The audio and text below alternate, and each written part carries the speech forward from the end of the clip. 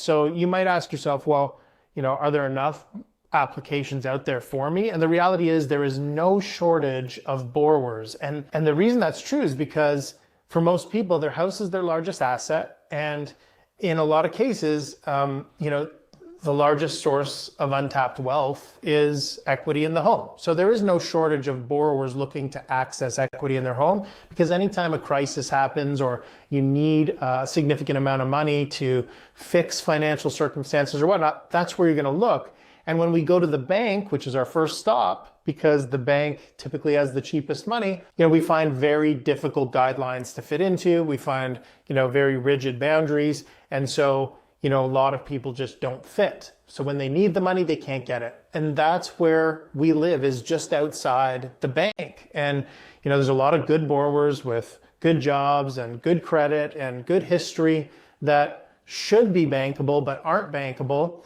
And those are the people that we're looking for. So if you're thinking, oh, well, how am I going to find 10 applications or 20 or 30 to sift through?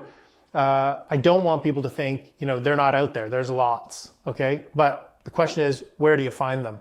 And so there's two ways to go about finding those applications and connecting with those borrowers. One would be very traditional marketing, right?